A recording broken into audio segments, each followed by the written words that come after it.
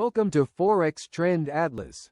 Each weekend, we focus on the big picture, from the quarterly down to the daily charts, using well-known technical tools. The higher time frames, like the quarterly and monthly charts, usually change slowly. So you can also check my previous videos for reference when needed.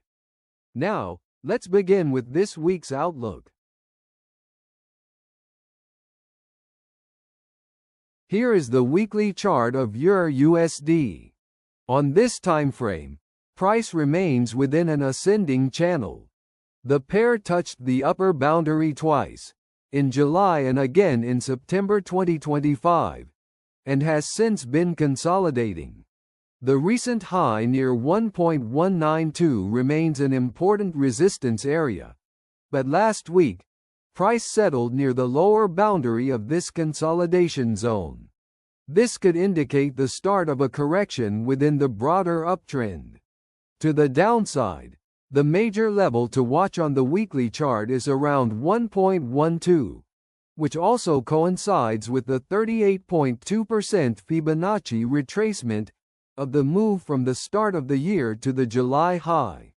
A pullback to this area would still be seen as a normal retracement within the uptrend. Now, let's take a look at the daily chart.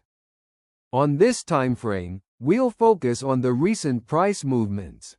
Although there is no clear trend at the moment, price has been forming a series of lower highs and lower lows since the recent peak at 1.192 on September 17.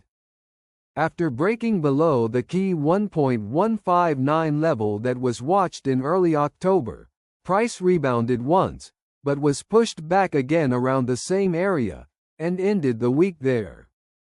At this point, we can draw a red descending trend channel to capture this move. The next important price zone to keep in mind is around 1.14, the level reached in late July.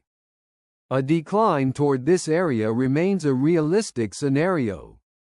On the other hand, to shift the bias back to the upside, price would need to break clearly above the recent resistance at 1.159 before a bullish outlook can be considered. In summary, within the broader weekly uptrend that has continued since early 2025, a short-term correction appears to be underway on the daily chart. Let's stay calm and focused, keeping the long-term trend in mind, rather than reacting to short-term fluctuations in the market this week. Thank you for watching today's analysis.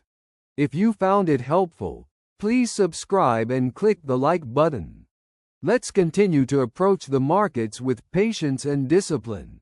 See you in the next outlook.